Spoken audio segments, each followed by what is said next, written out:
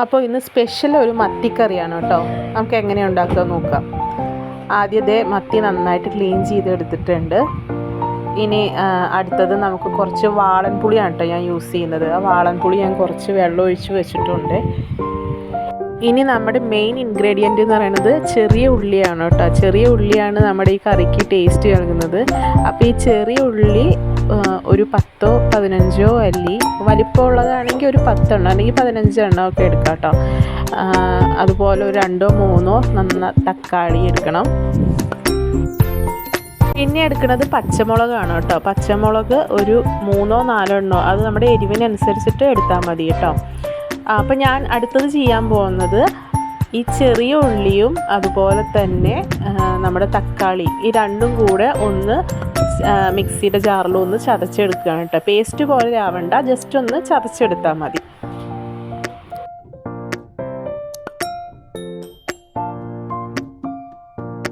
അതിനുശേഷം നമ്മൾ ഈ വൃത്തിയാക്കി വെച്ചിരിക്കുന്ന മീനിലേക്ക് നമ്മൾ ആദ്യം പുളി വെള്ളത്തിലിട്ട് വെച്ചിട്ടുണ്ടല്ലോ, അപ്പോൾ അതൊന്ന് നന്നായി പിഴിഞ്ഞ് അതിൻ്റെ ചാറ് ഒഴിക്കുക.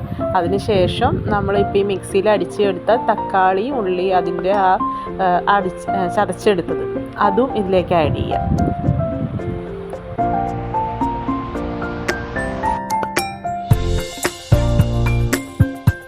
അതിനുശേഷം പച്ചമുളക് നമ്മൾ നെടുകെ കീറിയിട്ട് ഇട്ട് കൊടുക്കുക കേട്ടോ. മുറിച്ചിടണ്ട, കീറിയിട്ട് ഇട്ട് കൊടുത്താൽ മതി.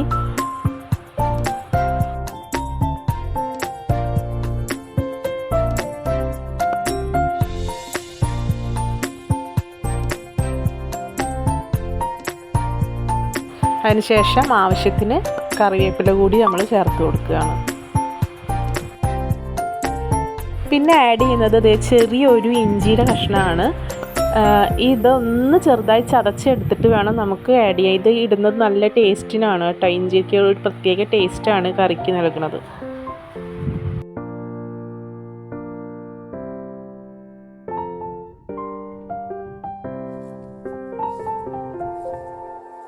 പിന്നെ നമ്മൾ ആഡ് ചെയ്യുന്നത് മുളക് പൊടിയാണ് കേട്ടോ. മുളക് പൊടി എരിവിനനുസരിച്ച് എല്ലാവർക്കും ആഡ് ചെയ്യാം.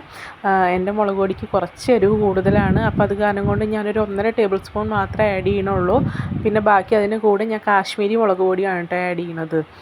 അതിനുശേഷം മഞ്ഞൾപ്പൊടി ഇടുന്നു ആവശ്യത്തിന്, അതുപോലെ തന്നെ ആവശ്യത്തിന് ഉപ്പ്.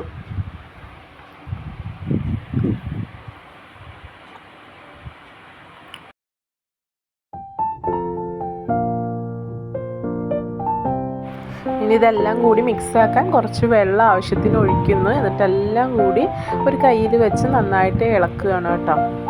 നന്നായിട്ട് ഇളക്കുമ്പം മീനൊന്നും പൊടിഞ്ഞു പോകരുത്, അത്ര ശക്തിയിൽ ഇളക്കരുത്. നോർമലായിട്ട് ഇളക്കി കൊടുക്കുക, എല്ലാ ഭാഗത്തേക്കും എരിവും പുളിയൊക്കെ ഒന്ന് പിടിക്കാൻ വേണ്ടിയിട്ട്.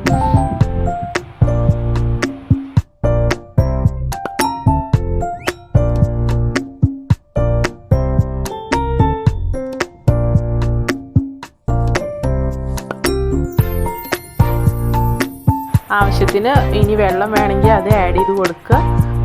എന്നിട്ട് നമുക്ക് അടുപ്പത്തേക്ക് വയ്ക്കാം.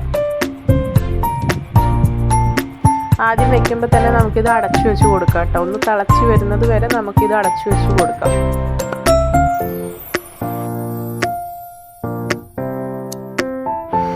ഇപ്പോൾ അത് നന്നായി തിളച്ച് വന്നിട്ടുണ്ട്.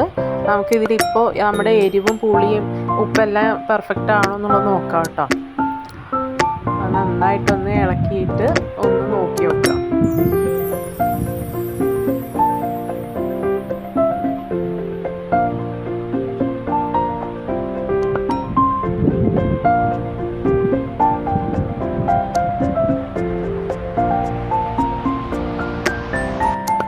ഇപ്പം എല്ലാം ഇതിൽ കറക്റ്റായിട്ട് വന്നിട്ടുണ്ട്.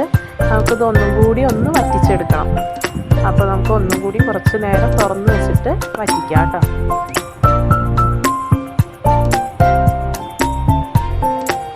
അപ്പോൾ ഇത് നന്നായി വറ്റി വന്നിട്ടുണ്ട്.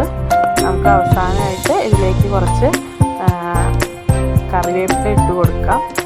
അതിനു മുമ്പ് നമുക്കിതിലേക്ക് കുറച്ച് പച്ച വെളിച്ചെണ്ണയാണ് കേട്ടോ. പച്ച വെളിച്ചെണ്ണ ഒന്ന് തൂങ്ങി കൊടുക്കുന്നത് ഇതിന് ടേസ്റ്റ് നന്നായിട്ട് കൂടാൻ സഹായിക്കുന്നതാണ്.